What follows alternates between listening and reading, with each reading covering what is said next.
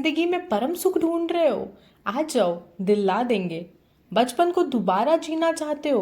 आ जाओ, बता देंगे। अच्छी सी स्टोरी सुनना चाहते हो? आ जाओ, सुना देंगे।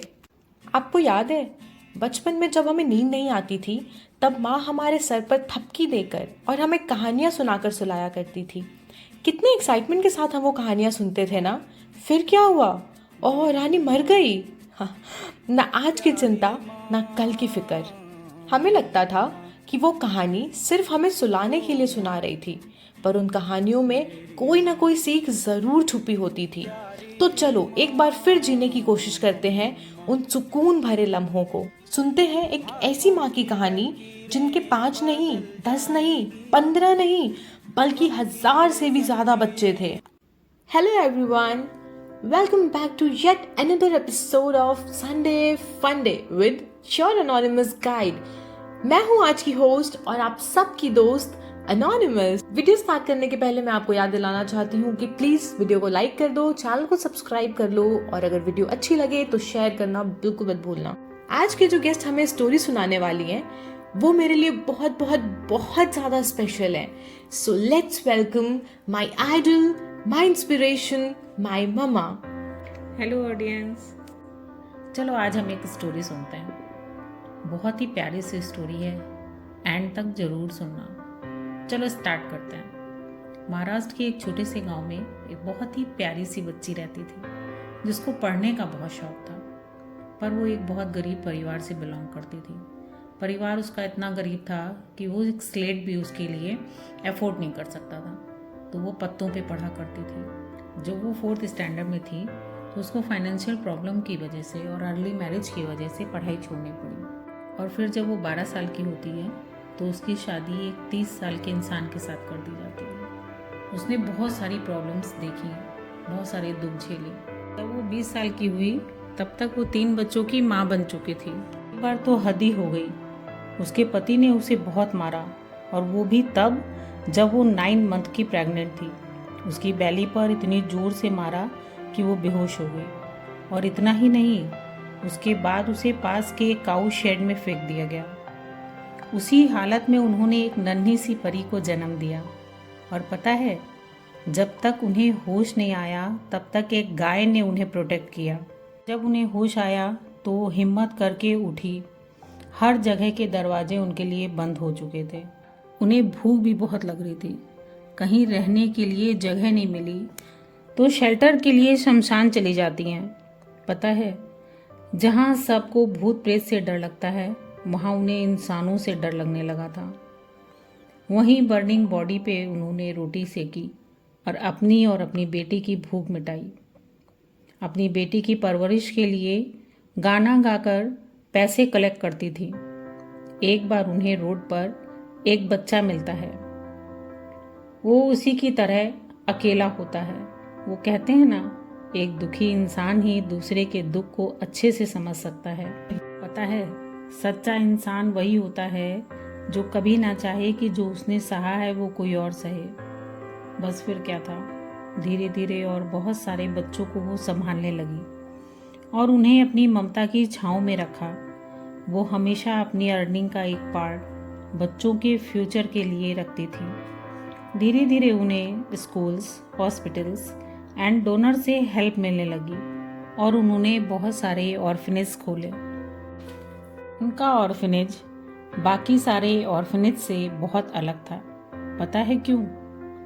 क्योंकि बाकी सारे 18 ईयर तक अपने पास रखते थे और माई उन्हें तब तक अपने पास रखती थी जब तक वे जॉब नहीं करते या अपनी लाइफ में सेटल नहीं हो जाते थे। माई ने अपनी पूरी लाइफ डिवोट कर दी थी बच्चों के लिए। इतना सारा प्यार दिया उन्हें कि सारी बच्चे उन्हें प्यार से माई बुलाने लगे और वो अब माई के नाम से जानी जाती थी।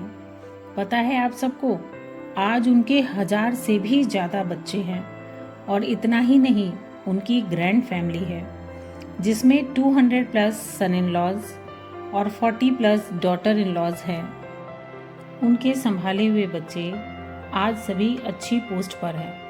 कुछ डॉक्टर्स हैं तो कुछ लॉयर्स तो कुछ लेक्चरर्स। अब आता है कहानी में ट्विस्ट। जब उनके हस्बैंड वापस आते हैं। अब गैस करो माई ने क्या कहा होगा। बहुत ही प्यारा सा जवाब दिया। बड़ी होती मैंने माफ किया, आपने छोड़ने के बाद मैं बड़ा हो गया ना। अब यहाँ ऐसा खो के चीख के मत रहो, मेरे पास चलो, बगैर एक हटे, पति बन के मत आओ। मेरे को पत्नी नहीं होना, अभी बच्चे बन के आ सकते हैं। उठाया वो पार्सल, डाला गाड़ी में, app pin drop silence out. कहने को तो वह 4th पास थी, पर आज एक डॉक्टरेट होल्डर हैं। 750 अवार्ड मिल चुके हैं उन्हें। जिनके पास फैमिली के नाम पर एक भी इंसान नहीं था, उनके पास अब इतनी बड़ी फैमिली थी। 70 साल की उम्र में भी उन्होंने ना जाने कितने स्पीचेस दिए। वह कभी नहीं बदली, ना बच्चों के लिए उनके प्यार में कमी आई। अभी भी वह उनके फ्यूचर के बारे में ही सोचती थी। स्पीचेस, अवार्ड्स से जो भी पैसे मिलते वो बच्चों की देखभाल में लगा देती। माई को 2021 में पद्मश्री से सम्मानित किया गया। उनके सबसे अच्छी बात पता है क्या थी?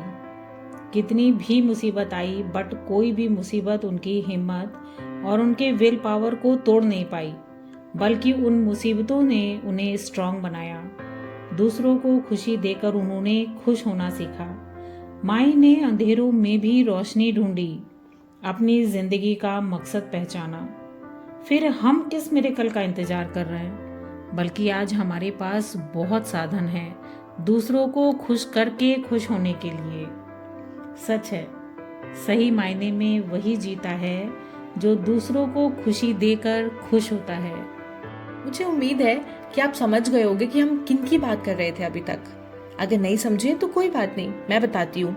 हम बात कर रहे थे सिंधुताई सापकल के बारे में। मुझे बहुत दुख है कि 4 जनवरी 2022 को हार्ट अटैक की वजह से माई हमें छोड़कर चली गई, पर एज इंस्पिरेशन वो हमेशा हमारे बीच रहेंगी। हम आज खुद को बहुत लकी समझते हैं कि ऐसी महान पर्सनालिटी हमारे बीच थी और आज हमें मौका मिला उनकी कहानी आप तक पहुंचाने का। लास्ट में मैं बस एक चीज़ बोलना चाहती हूँ आप सबको, क्यों परेशान हो? क्या ऐसा लग रहा है कि लाइफ में सब नेगेटिव चल रहा है, things are not working as per my plan? तो एक चीज़ हमेशा याद रखना, जिंदगी में कोई भी फेज हमेशा के लिए नहीं आता। अच्छा चलो जल्दी से आंखें बंद करो और एक चीज़ सोच के बताओ, क्या जिंदगी में ऐसा कोई टाइम नहीं आया जब आपको वो खुशी मिली हो जो आपने कभी सोची भी नहीं थी? तो बस फिर छोड़ दो ना सब महादेव पे, क्यों खुद को इतना ज़्यादा उलझा लिया है? सिंधुताई को याद करो ना, उन्होंने तो बचपन से दुख देखा था। उस बच्चे को तब सहारा दिया उन्होंने जब वो खुद को मुश्किल से संभाल पा रही थी। अगर वो आगे नहीं बढ़ती और अपनी प्रॉब्लम में ही उलझी रहती तो वो आज हमारे लिए इंस्पिरेशन नहीं बन पाती। तो मेरे दोस्त आगे बढ़ो, ज़रूरत है तुम्हारी बहुत सारे लोगों को और सबसे ज़्यादा तुम्हें खुद को। थैंक यू मम्मा स्टोरी सुनाने के लिए और हर बार की तरह इस बार भी मेरी बात मानने के लिए। आई होप आपको ये स्टोरी बहुत अच्छी लगी हो। मिलते हैं फिर नेक्स्ट वीडियो में, तब तक के लिए take care, keep learning, keep exploring and keep helping each other. Bye.